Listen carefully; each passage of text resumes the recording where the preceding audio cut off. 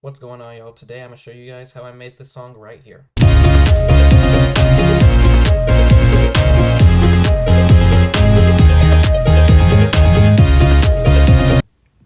So I'm going to be breaking down all three of my drops in my song Whirlwind. Let's start off with the first one, which has a few elements in it. Not very complex, but it can still be a little confusing if you don't know what you're looking at, which I can guess that's probably most of y'all right now. So let's go ahead and start breaking this down channel by channel, everything. Right here in the top, we have our synth that you will be able to hear. It's not a lead, but you'll be hearing this a lot during every drop. You got that, and we also have this lead,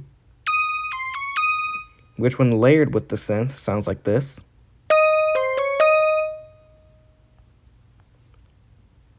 Kind of harmonizes it, even though they're two completely different things. You got our pluck,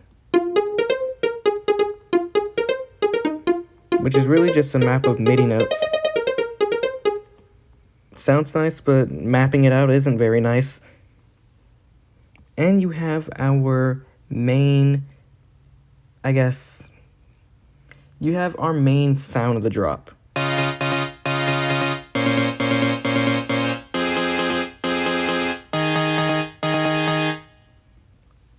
So these are 3-note chords, which also are layered with the bass.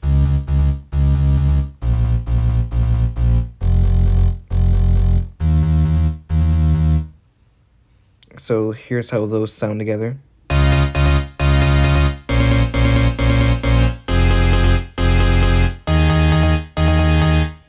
You may not actually be able to hear the bass because of how much of a difference they are, and the two are in volume. That right here is the synth on the top yellow, and the middle purple one is the bass. And we have our beat, which I'm going to just play one of these because I don't want this to be too long.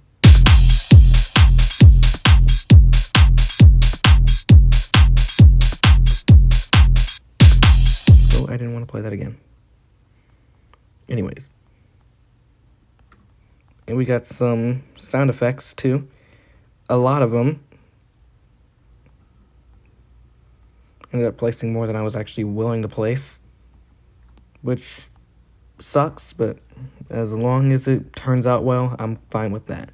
Anyways, here's the first drop, combining everything that has been shown.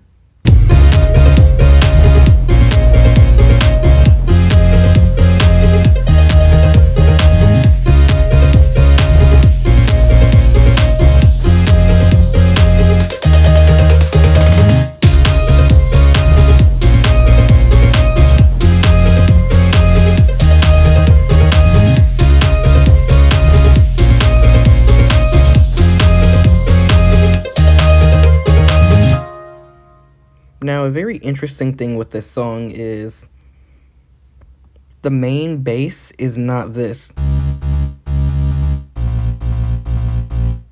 It's in fact this.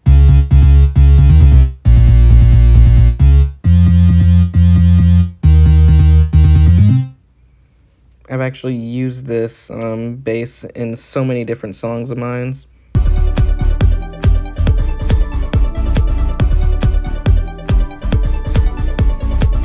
And also, yes, I know it doesn't sound like a bass, but if you were to listen to this with headphones on, you would definitely hear the bass pumping.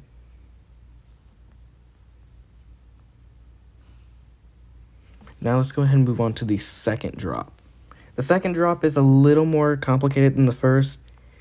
A completely different MIDI map for the bass, which makes it unfortunately more complex and does not make it sound like a bass at all.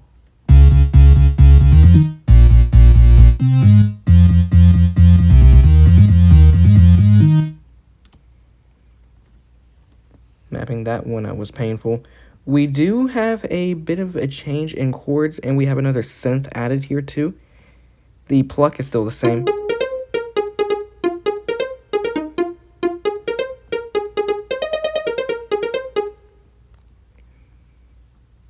Really just these three top ones. The top three are the same. Actually, the top four elements up here, the pluck, the pad and the synth, and the lead, those will all stay the same through every drop. So there isn't really much to talk about there. There is a ton of changes, though, regarding the chords. It sounds completely different now.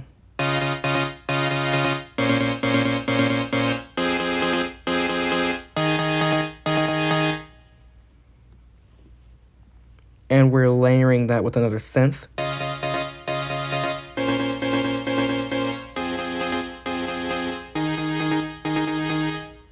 So here's how those two sound together.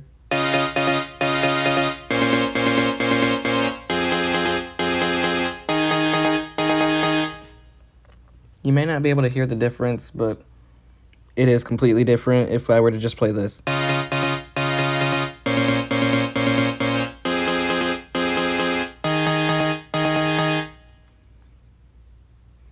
And of course, we gotta have the bass at least match the chords. We're obviously not gonna have the bass end up being a chord. We're obviously not gonna have the bass end up being a chord because that would not sound good at all. So instead, we're just gonna take the lowest notes from the chords, and we're just going to do a little something like this.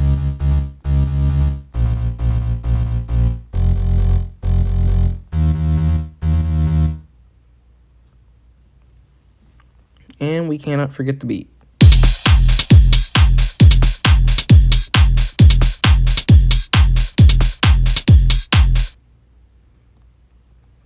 And also with a little bit of audio effects and stuff, which were literally just reused from the first drop. Here we have it. Here is the second drop.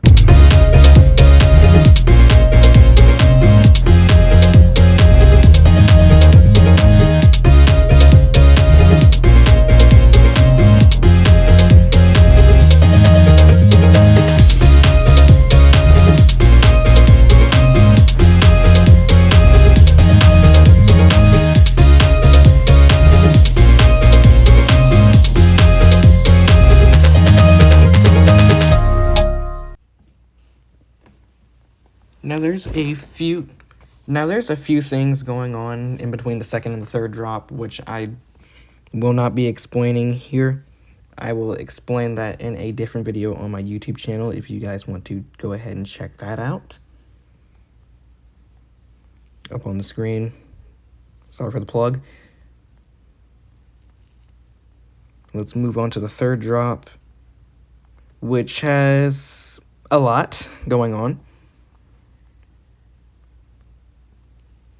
So this probably looks very confusing if you have no idea if you've never really messed around with music making softwares and stuff. But it's actually not as bad as you think.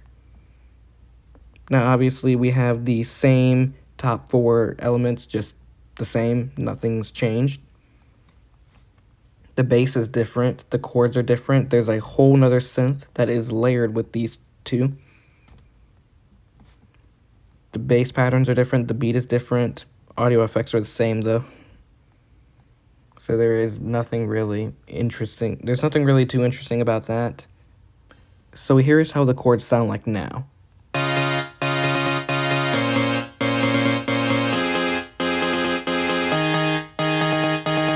Completely different. Layer that with this.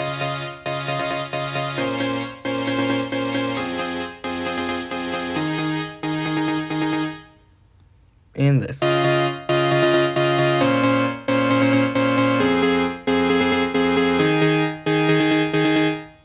Layer it with the bass as well.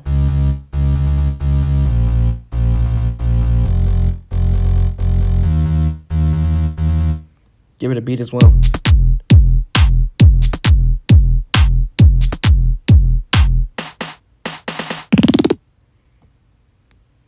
You'll see what that's for in a second. In order to reenact that, we're going to go into audio effects, go to pitch. We're going to have the pitch spike right as we have these 30-second notes. And we're literally taking this sound and increasing the pitch. That's all we're doing. It's nothing that wild. And we have our main bass.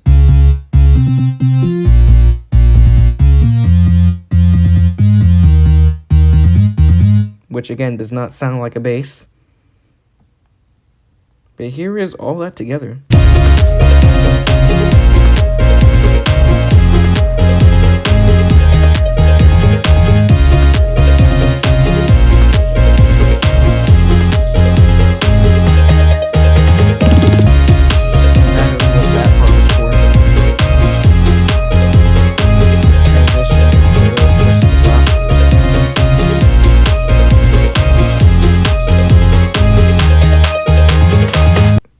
We only have a few more things to do.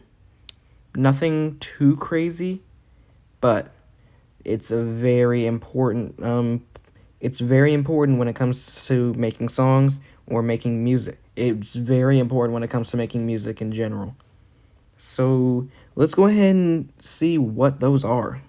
What do we need to do and why is it so important?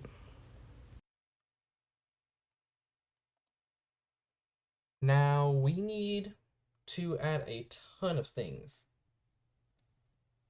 I said it was minor, but it's not really. I said this appears to be very harmless. You're probably wondering why we need all this stuff.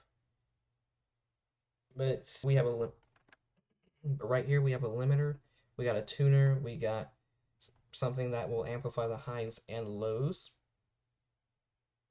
Got a bunch of stuff here. The highs have a bit of a soft sine, and the lows are amplified with the sinoid fold. We have a color curve with the first one being a little low, and we have the second one being high, amplifying the frequency at 5.17 kilohertz, and the lows are being warmed up at 119 hertz. We have our limiter, which is going to be reducing the input gain by 2.3 decibels. The ceiling is also I've reduced the ceiling by 1.3 decibels to prevent all that stereo. The look ahead is the same. I haven't really changed anything of that. Release has been changed a bit to a little under 30 milliseconds. We have a tuner here to make sure everything isn't going crazy with a reference of 480 hertz. And with all that, here it is in the final track.